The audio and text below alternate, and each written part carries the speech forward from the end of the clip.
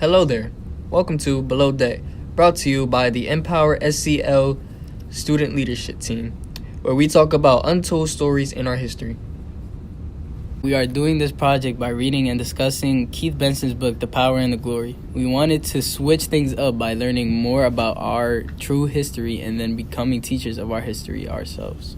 The goal of this project is to give younger viewers the knowledge we feel they should know about their culture. Part 4. Christopher Columbus circa 1492.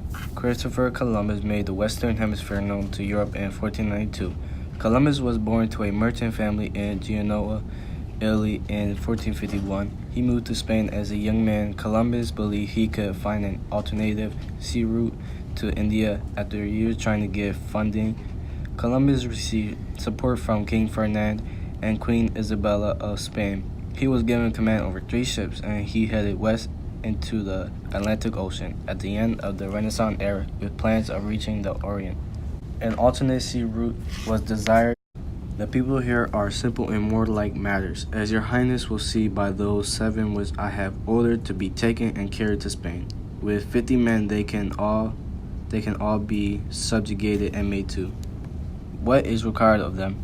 Christopher Columbus in his journal, 2 days after he landed in the New World, October 14, 1492.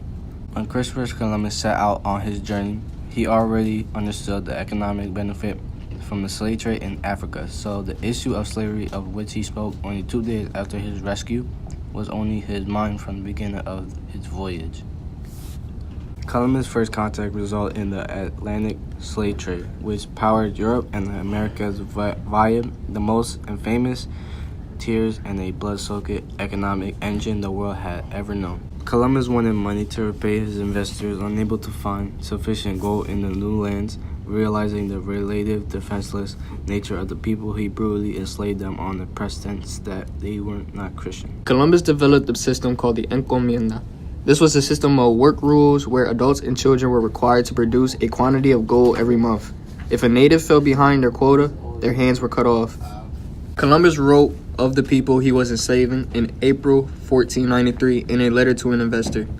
They are generous with what they have, to such a degree as no one will believe but him who has seen it. Of anything they have, if it be asked for, they never say no, but do rather invite the person to accept it, and show as much lovingness as they would give their hearts. Columbus kidnapped over 12 men and women on his first trip in 1492. On his second trip, he took 500 people. Treatment was so harsh, only 200 made it to Spain alive.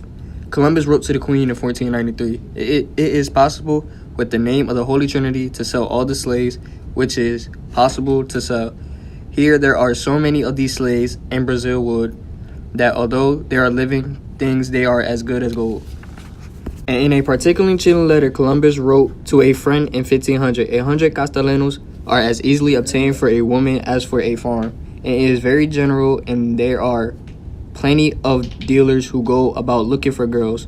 Those from 9 to 10 years old are now in demand. Columbus is the father of the Atlantic slave trade. That ugly legacy still haunts the world today. Columbus will ever be the seed, but need not be the soul of America anymore. Oh, hi again. Welcome to Below Deck, our hidden history.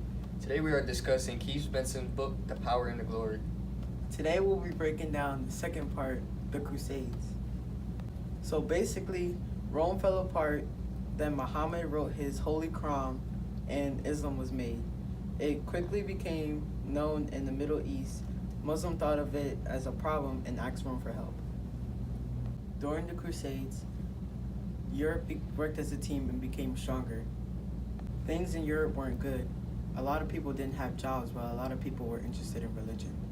The Pope called the Christians to take back the land from the Muslims. Europeans joined the crusade for a lot of reasons. Some thought if they died in battle, they go to heaven, but others thought that they get more stuff if they rob people. The first crusade, the crusaders killed everyone that they thought were different from them. As bad as the crusades were, they were very beneficial to the church, and they also created thousands of jobs in Western Europe. Stay tuned for next week. #stay woke.